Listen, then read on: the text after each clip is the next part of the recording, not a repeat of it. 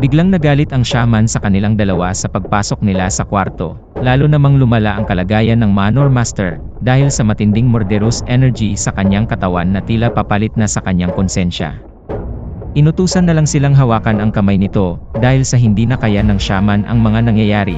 Habang sinasabi nito ang kanyang orasyon, ay lumipat ang murderous energy kay Go Chan, dahil sa hinawakan siya nito. Di naman nagalangan si Gyeongwon na putulin ang kamay ng Manor Master. Nabigla ang dalawa sa pagputol nito sa kamay, at di pa siya nakontento, pinutol pa niya ito ng tuluyan, hanggang sa may braso. Sobra naman ang pagkatakot ni Go Chan kay Gyeongwon, dahil sa sobrang pagkabaling nito. Nang maputol na ang kamay ay nilagyan ito nila ng seal, para hindi na kumalat pa ang murderous energy. Naisip naman ng shaman na umalis na lang dahil sa nabigo siyang gamutin ang Manor Master. Pero hindi ito pinalampas ni Gyeongwon, tinutukan niya ito ng espada sa kanyang lalamunan, at tinanong kung sino nga ba ang gustong magpapatay sa Manor Master. Di naman nag-atubiling isuplong ng shaman si Lady Sok, dahil ang pinakagusto nito ay ang Manor Master Seal at ang secret manual, kahit na mamatay pa ang Manor Master. Di naman makapaniwala si Gyeongwon sa kanyang bagong nalaman. At dahil pumunta sila sa kwarto, ay napigilan nila na maging Manor Master ang unang prinsipe na ikakagalit ni Lady Sok, at pwede silang ipapatay nito. Inutusan naman ni Gyeongwon ang shaman na hanapin ang Master Seal at ang manual. Di naman makapaniwala si Go Chan sa mga plano ni Gyeongwon. Bago umalis ang shaman ay nagiwan ito ng manika para doon kumapit ang murderous energy, at hindi na ito lumipat pa sa kanila. Lalong lumalakas ang murderous energy ng Manor Master, habang binibigkas nito ang kanyang orasyon. Kaya nagkaroon siya ng masamang plano, pinalabas niya si Go Chan, at ipinagpatuloy ang pagbigkas nito na magiging dahilan ng pagpapakita ng masamang spiritu sa katawan ng Manor Master. Tinanong nila ito kung nasaan ang kanilang hinahanap, sinabi naman ito na nasa Medicinal Hall Underground. Inutusan ng shaman na putulin na ang tali para di na ito lumabas, pero ang di alam ni Gyeongwon ay lilipat sa kanya ang masamang spiritu. Ito ang masamang plano ni Myoshin kay Gyeongwon. Nilagyan ni Myoshin ng seal si Gyeongwon, dahil sa lumipat na din sa kanya ang masamang spiritu. Ang plano nito ay ipasa sa kanya ang mga kasalanan niya. Nang mawalan siya ng malay ay sinasakop naman ng masamang spiritu ang kanyang pagkatao. Sobrang nagalit ang spiritu, dahil sa pangloloko sa kanya gamit ang manika.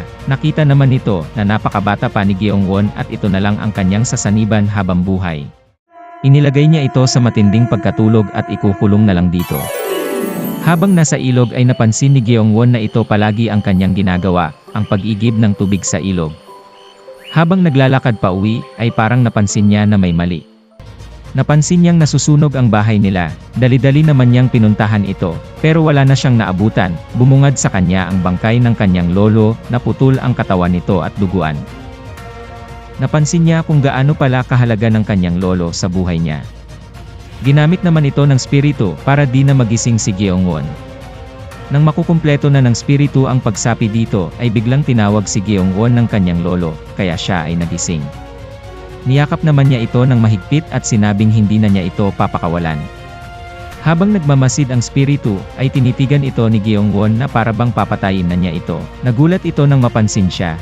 Imposibleng makita ang spiritu ng isang tao lamang. Sinunggaban ito ni Gyeongwon at galit pa niyang sinabi na bakit niya ipinakita ang patay na niyang lolo. Hindi naman ito ang pinakanais niyang gawin, kundi ang punitin ang mukha ng pumatay sa kanyang lolo. Ang pinakanais niya ay ang paghihiganti. Naguguluhan ang spirito, bakit taglay ng isang tao ang pure killing intent na mismong mga spiritu ng mga patay ay nilalayuan. Patuloy ang kanyang pagkagulat, dahil ang isang nabubuhay ay ganito ang taglay na pagkamuhi at paghihiganti. Hindi naman niya ito nakayanan, at naisip niyang tumakas na lang sa ibang parte ng konsensya ni Gyeongwon. Nang makalayo ay umabot siya sa payapang parte ng konsensya nito, sobrang kalmado ng hangin at kalikasan. Napansin niya ang isang pinto sa gitna, di naman niya ito masyadong pinagsawalang bahala, kaya't binuksan niya kaysa naman maabutan ni Gyeongwon. Ang hindi niya alam ay ito ang pinakamasamang parte ng konsensya niya, at nang binuksan ang pinto ay nilamon siya ng buong buo. At nakuha ni Gyeongwon ang kontrol sa katawan ng spiritu pati na din sa kanyang kamalayan. Dahil dito ay nagising siya na may taglay na murderous energy na sa ngayon ay kaya na niyang kontrolin. Nagulantang si Myoshin nang makitang nagising siya, at hindi ito nakagalaw. Tinanggal niya ang seal na nakalagay sa kanyang mukha. Matatalim ang tingin niya sa shaman, na isinama niya sa kanyang paghihiganti. Sa wakas, ay tinawag niya ang spiritu ng Murderous Energy, na pinangalanan niyang Demonic Monk.